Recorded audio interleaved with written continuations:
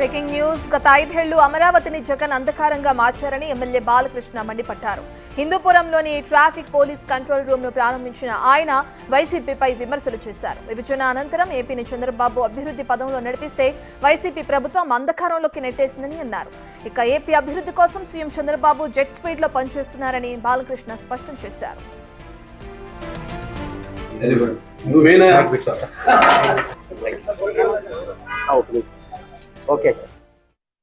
కేవలం ఈ ఐటీ అని కాకుండా, ఎందుకంటే ఐటీకి ఒక ఛాలెంజెస్ ఉన్నాయి. నేను పేరు ఎత్తను. ఆ ఛాలెంజెస్లో మనం ఎంతవరకు నిలబడతామన్నది అది పూర్తిగా ఒక అమరావతి డెవలప్ అయ్యి పూర్తిగా నేను చెప్పేది ఏదో రాత్రి జరిగేది కాదు. అది 5 ఏళ్ళు అప్పుడు ఆయన కష్టపడ్డారు. ఆ తర్వాత 5 ఏళ్ళు అంధకారంలో ఉండిపోయింది ఆంధ్ర రాష్ట్రం అంతా. మళ్ళీ ఇప్పుడు ఆయన నాకంటే నేనే అందరికంటే స్పీడ్ అనుకుంటే మొన్న అదే అంటున్నాను. నేనే మీకంటే స్పీడ్ మీరు నాకంటే స్పీడ్కి పరిగెత్తున్నారు. ఇప్పుడు మీకు నాకు నెక్కు ఉంది. పందాల్లో గుర్రం తల ముందుకు వచ్చినా అది గెలిచినట్టే.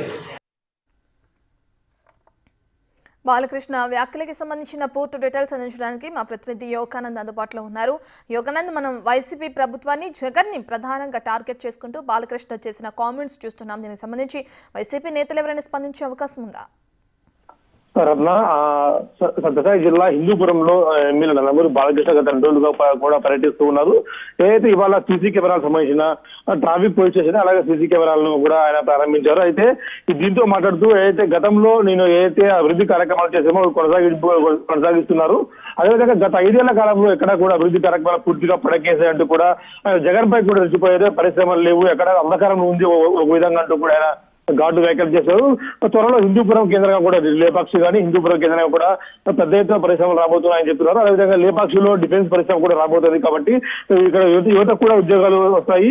అలాగే రైతులకు భూములు కూడా మంచి రేట్లో వచ్చే అవకాశం ఉంది అంటూ కూడా ఆయన చెప్పిన పరిస్థితి ఉంది. అదేవిధంగా జగన్ పాలన కూడా తీవ్రంగా విమర్శించారు. నిన్న కూడా అయితే పులివెందుల ఒంటిమిట్ట జడ్పీటీ స్థానం గెలుచుకోవడంపై కూడా స్పందించారు. ఇలాగా యాక్టివ్ గా హిందూపురం తిరుగుతూ ఇవాళ కూడా మరి కాసేపట్లో ఫ్రీ బస్సులు కూడా ప్రారంభించబోతున్నారు. అంటే దీనిపై ఇంతవరకు కూడా వైసీపీ నేతలు కూడా స్పందించలేదు.